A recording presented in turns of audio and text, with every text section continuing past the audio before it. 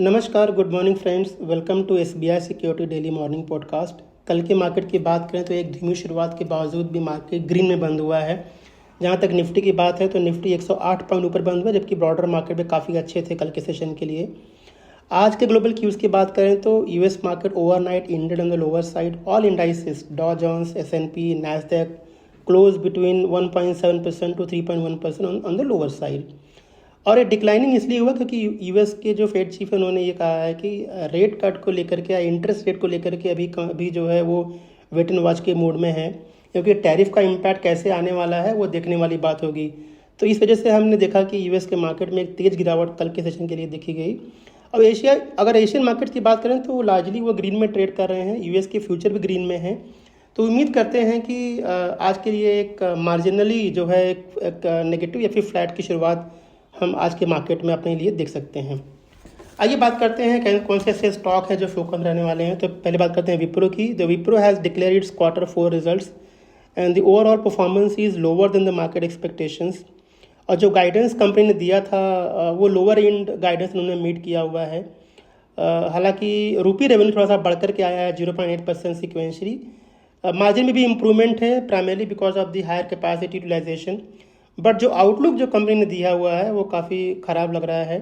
The company expecting the Q1 FY26 revenue to be degrowing between 3.5% to 1.5%। और company ये कह रही है कि टैरिफ को लेकर के जो अनसर्टेनिटी है उसके से आउटलुक जो है थोड़ा सा अनसर्टन लग रहा है नियर टर्म में। हालांकि डील विन काफ़ी बेहतरीन है, लार्ज डील विन पाइपलाइन काफ़ी अच्छा है। तो ओवरऑल जो परफॉर्मेंस है दोस्तों वो ये जो है काफ़ी ख़राब लग रहा है विप्रो का। तो शायद ये स्टॉक आज नेगेटिव रिएक्ट कर सकता है। फिर बात करते हैं दूसरी कंपनी की, वारी रिन्यूएबल टेक्नोलॉजी। कंपनी ने अच्छे नंबर डिक्लेयर किए हैं। Revenue went up by 74%, profit went up by 82%, so positive for the company. Angel one has reported a weaker set of number, total income declining 22%, while the profit went down by 49%. The company has approved a final dividend of 26 rupees per share. तो overall number यहाँ पे थोड़े से week लग रहे हैं angel one के लिए। दूसरी कंपनियाँ जो फोकस रहने वाली हैं उसमें उनमें जायडस लाइफ साइंसेज है। आपको याद होगा कल के दिन कंपनी जो है करीब 7% नीचे रही है। और ये तब हुआ है जब कंपनी का एक जो यूएस कोर्ट के अंदर पेटेंट को लेकर के बैटल चल रहा था और यूएस कोर्ट की जो रूलिंग आई है वो कंपनी के अगेंस्ट गई है। तो एक ड्रग है बैट्रिक करके एक ड्रग जिसका इस्तेमाल जो है ओवर रिएक्टिव ब्लैडर के ट्रीटमेंट में करते हैं। और इसका जो ओरिजिनल पेटेंट होल्डर है वो है एस्टेला फार्मा।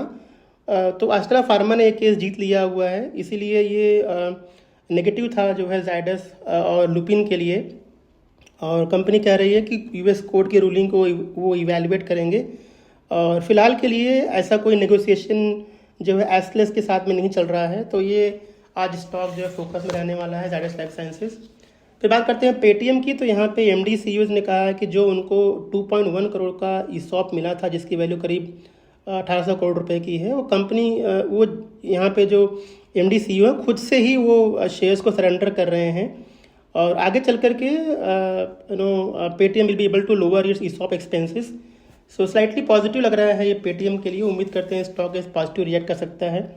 डीएलएफ ने कहा कि कंपनी है sign a master frame agreement with Srijan realty to sell ITITS SEZ land in Kolkata for 693 crore rupees. तो ये भी कंपनी के लिए पॉजिटिव लग रहा है।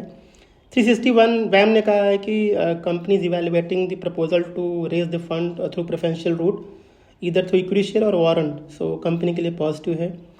ग्लेनमार्क फार्मा जो है दोस्तों यहाँ फोकस में होगा। कंपनी ने कहा है कि उन्होंने एक ड्रग लॉन्च किया होगा जिसकी पोटेंशियल सेल्स वैल्यू करीब $422 मिलियन की है। और ये जो ड्रग इसका इस्तेमाल जो है attention deficit hyper reactive disorder के लिए किया जाता है।